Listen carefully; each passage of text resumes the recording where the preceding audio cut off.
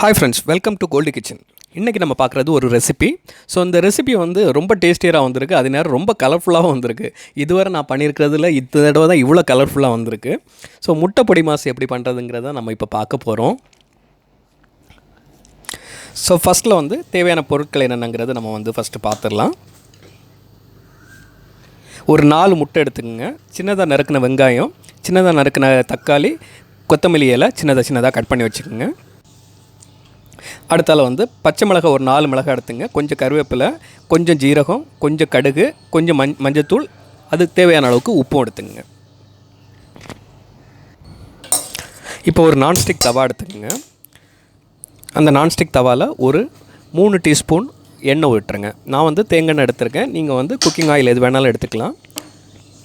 நான் நார்மலாகவே வந்து கோகோனட் ஆயில் யூஸ் பண்ணுறது ஜாஸ்தி, அதனால் வந்து நான் வந்து தேங்காய் எண்ணெய் எடுத்துருக்கேன். இப்போ எண்ணெய் வந்து ஓரளவுக்கு காஞ்சி வந்துடுச்சு. இந்த நேரம் நம்ம எடுத்து வச்சுருக்க கடுகு அதில் போட்டுடலாம். கூடவே ஜீரகம் எடுத்து வச்சுருக்கோம், அந்த ஜீரகத்தை போட்டுடலாம். இப்போ ஜீரகம் கடுகும் நல்லா பொரிஞ்சு வருது. கொஞ்சம் கிண்டி விட்டுருங்க. நல்லா கடுகு வந்து வெடித்து வர்ற ஸ்டேஜில் நம்ம வந்து கருவேப்பிலையை கொஞ்சம் சேர்த்துக்கலாம். இப்போ 3ஐயும் நல்லா மிக்ஸ் பண்ணி விடுங்க. கொஞ்சம் கிண்டிகிட்டே இருங்க. ஸோ இப்போ எல்லாமே ஓரளவுக்கு நல்லா ஃப்ரை ஆகிடுச்சு. ஸோ இந்த ஸ்டேஜில் நம்ம ஏற்கனவே சின்னதாக கட் பண்ணி வச்சுருக்கிற வெங்காயத்தை வந்து இதோடு சேர்த்து நம்ம போட்டு வதக்க ஆரம்பிக்கலாம்.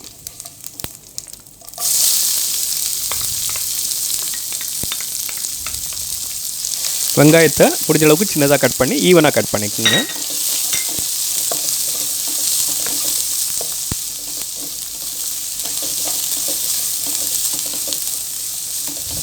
மீடியம் ஃப்ளேமில் வச்சு நீங்கள் வந்து இதை குக் பண்ணுங்கள். ஸோ ஓரளவுக்கு குக்காகி வந்துட்டுருக்கு. ஸோ கொஞ்சம் குக்காகி வந்துட்டுருக்க நேரம் நம்ம ஏற்கனவே சின்னதாக கட் பண்ணி வச்சுருக்கிற பச்சை மிளகாவை இதில் ஆட் பண்ணிக்கலாம். நான் பச்சை மிளகாய் 4 மிளகாய் எடுத்திருக்கேன். நீங்கள் வந்து பச்சை மிளகாய் வந்து கம்மி பண்ணிவிட்டு உங்களுக்கு வந்து மசாலா பொடியாக போடணும் அப்படின்னா சில்லி பவுடரும் இதுவும் நீங்கள் வந்து முட்டை ஆட் பண்ண பிறகு அந்த ஸ்டேஜில் கூட நீங்கள் ஆட் பண்ணிக்கலாம். நான் வந்து மசாலா பொடி எதுவுமே யூஸ் பண்ணல, அதனால் நான் வந்து சில்லி ஜாஸ்தியாக யூஸ் பண்ணியிருக்கேன். ஸோ இப்போ வந்து நம்ம சின்னதாக கட் பண்ணி வச்சுருக்க தக்காளியை இதில் ஆட் பண்ணிடலாம்.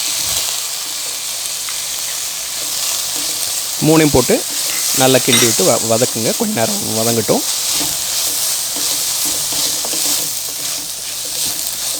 இப்போ வந்து கொஞ்சம் சால்ட்டு சேர்த்துக்குங்க. ஸோ சால்ட்டு வந்து உங்களுக்கு எந்த அளவுக்கு தேவையோ அதை வந்து நீங்கள் ஃபுல்லாகவே இந்த ஸ்டேஜிலே சேர்த்துக்கலாம். அப்படி இல்லாட்டா இப்போ கொஞ்சம் சேர்த்துட்டு அதுக்கப்புறம் முட்டை ஆட் பண்ண பிறகு நீங்கள் கொஞ்சம் சால்ட் சேர்த்துக்கலாம்.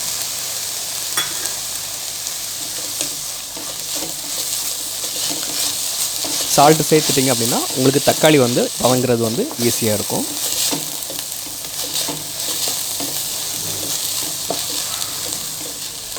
இப்போ ஓரளவுக்கு குக் ஆகிடுச்சு.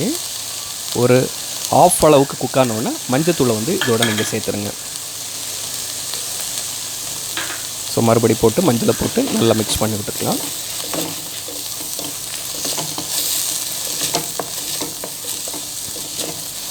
ஸோ இந்த ஸ்டேஜில் பார்த்தீங்கன்னா வெங்காயம் வந்து லைட்டாக கலர் மாறி இருக்கும் உங்களுக்கு வந்து, அதாவது வெங்காயம் வந்து ஒரு 50% வந்து குக் ஆகிருக்கும். தக்காளியும் ஓரளவுக்கு நல்லா வதங்கி வந்திருக்கும். ஸோ இப்போ வந்து நம்ம மஞ்சத்தூளை போட்டு நம்ம அதை நல்லா கிண்டி விட்ருக்கோம். ஓகே, இப்போ நம்ம வந்து முட்டையை இதோட ஆட் பண்ணிடலாம். ஸோ முட்டையை வந்து நான் அதை ஆட் பண்ணுறதுக்காக லைட்டாக வந்து அந்த சட்டியில் வந்து அந்த முட்டை வந்து பண்ணணுங்கிறதுக்காக லைட்டாக வந்து அதை எல்லாம் செப்பரேட் பண்ணியிருக்கேன். இப்போ நீங்கள் எடுத்து வச்சுருக்க முட்டையை இதோட ஆட் பண்ணிடுங்க. முட்டையை உள்ளே ஊற்றின உடனே நீங்கள் வந்து உடனே ஃபுல்லாக கிண்டிடாதுங்க. ஏன்னா நம்மளுக்கு அந்த முட்டை வந்து லைட்டாக ஃப்ரை ஆகணும். கீழே உள்ளது வந்து கொஞ்சம் சட்டியில் வந்து வேக ஆரம்பிச்சுனா தான் நம்ம வந்து அதை வந்து கரெக்டாக கிண்ட நேரம் வந்து அது வந்து ஓரளவுக்கு அந்த சின்ன துண்டாக வந்து நம்மளுக்கு வரும். ஃபஸ்ட்லேயே கிண்ட ஆரம்பிச்சிட்டிங்கன்னா ரொம்ப பொடி ஆகிடும்.